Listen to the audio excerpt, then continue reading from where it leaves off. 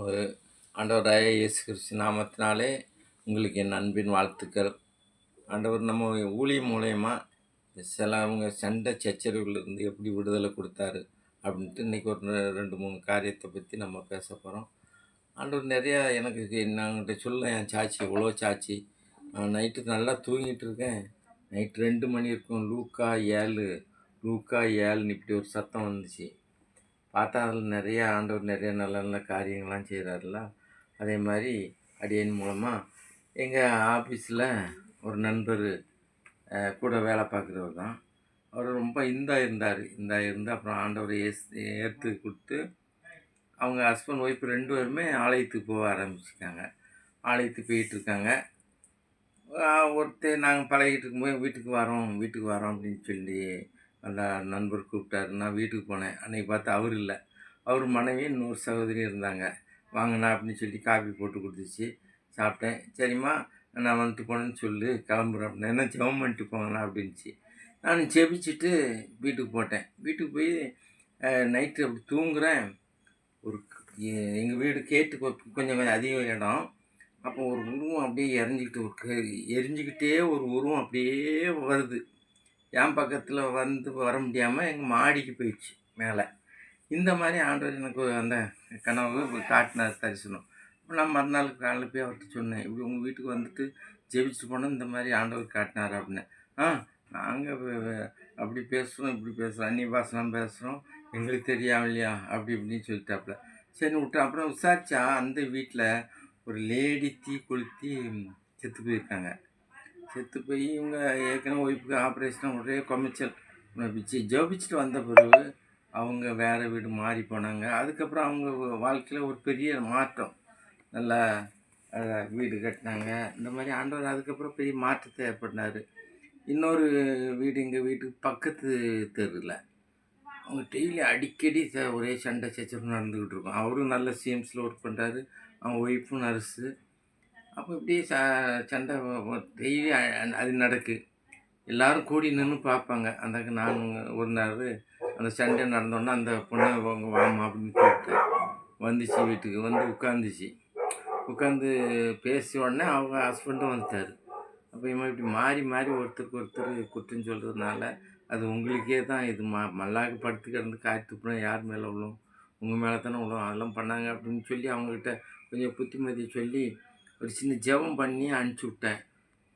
சூப்பராக குடும்பம் இந்த சண்டை சச்சரவு எதுவும் இல்லை, நல்லா அருமையாக இருக்காங்க. அப்புறம் இன்னொருத்தர் ஊழியம் செய்கிறவர் தான். அவர் நான் ஒரு ப்ரேயருக்கு போவேன், அங்கே வருவார். அப்போ நான் அங்கே ஊழியம் செய்கிறேன், இங்கே ஊழியம் செய்கிறேன் அப்படின்லாம் சொல்கிறார். ரொம்ப சந்தோஷமாக பார்ப்பேன். ஒருக்கா மீட்டிங்கில் அவரை சொல்லிட்டாங்க, இவர் ஒய்ஃபும் அவங்க பிரிஞ்சிருக்காங்க. என்னடா இவங்க ஊழியம் செய்கிறான்னு சொல்கிறான், கடைசியில் ஒய்ஃபு பிரிஞ்சிருக்காங்க, இவன் என்ன ஊழியம் செய்கிறான் அப்படின்னு சொல்லிட்டு ஒரு நேரம் ஒரு சர்ச்சாண்டை வந்து நான் மாட்டினான். அப்போ தம்பி நீ ஊழியம் செய்கிறேன்னு சொல்கிறான், வெளியே சொல்லா தம்பி, அசிங்கம். உன் ஒய்ஃபே கூப்பிட்டு ஒன்றால் குடும்பம் நடத்த முடியல, நீ ஊழியம் செய்கிற அப்படின்னு சொல்கிறியா, எல்லோரும் காய் துப்ப மாட்டாங்களா அப்படின்னு பேசி உன் ஒய்ஃப்கிட்ட கூப்பிட்டு போனால் பேசுகிறேன் அப்படின்னு. இல்லைங்களா அது உங்களுக்கு ஒன்றுமே புரியாது, அது மாதிரி கிராக் அப்படின்னா. நான் சொல்லுவேன் உனக்கே புரியலப்பா, உன் ஒய்ஃபுக்கு எப்படி புரியும் அப்படின்னு சொல்லி பேசி அனுப்பிச்சி விட்டேன். பார்த்தாச்சுன்னா ஒரு 10 நாள் கழித்து நான் ஒரு தோட்டப்பாளையம் இருக்குது அங்கே போகிறேன். இவன் ஒய்ஃபை கூட்டி கொண்டு அங்கே வீடு எடுத்து வச்சு அப்போ பையனை ஸ்கூல் கூப்பிட்டு போகிறான். இப்படி குடும்பம் அதுக்கப்புறம் அவங்க சேர்ந்துட்டாங்க. அப்புறம் இன்னொருத்தர் எங்கள் ஆஃபீஸில் தான் கூட வேலை பார்க்காங்க.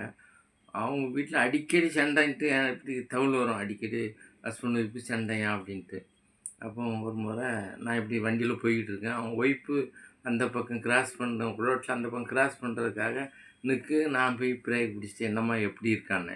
எப்படி இருக்காவா, தீயை கொளுத்திட்டு சாவ போகிறேன், அவன்கிட்ட நிம்மதியாக வாழ முடியல அப்படின்னு சொல்லி இதாக. சரி நீ ஒன்றும் கவலைப்படாமா, நான் வாரேன், வீட்டுக்கு வாரேன், நீ ஒன்றும் கவலைப்படாத போ அப்படின்னு சொல்லிட்டு என் மனைவிட்ட போய் இந்த மாதிரி பிரச்சனை போய் பேசிட்டு வரோம் அப்படின்னு நானும் மனைவியை கூட்டிகிட்டு போனேன். அதுக்குள்ளே வீடு மாடியில் வாடகை இருக்காங்க.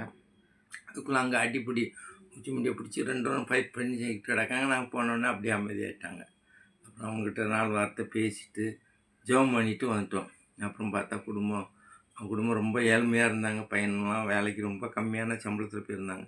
அதுக்கப்புறம் அவனுக்கு நல்ல வேலை, நல்ல சம்பளம், எந்த பிரச்சனையும் இல்ல. சொந்த வீடு வாங்கிட்டு போயிட்டு, இந்த மாரி ஆண்டவர் நெறையா இந்த மாரி ஊ எல்லா காரியத்திலயும் ஆண்டவர் எங்களோட கூட இருந்து, நாங்க என்னென்ன காரியம்லாம் செய்றோமோ, அந்த காரியத்தில அவங்க ஆண்டவர் அற்புதம் அடையாளம் செய்றாரு. இப்படி நிறையா சொல்லிக்கிட்டே போலாம். அ அ இப்படி நெறைய சம்பவங்கள் நடந்திருக்கு. நானு இன்னொரு முறை வேற இத பத்தி பேசுறேன். கர்த்தர் நாமத்துக்கு மகிமை உண்டாகட்டும். நீங்க வந்து சின்னத்துரை தோமா அப்படின்ட்டு வெப்சைட்ல ஓப்பன் பண்ணி பாருங்க. மத்தவங்களுக்கும் அறிமுகப்படுத்துங்க. நன்றி.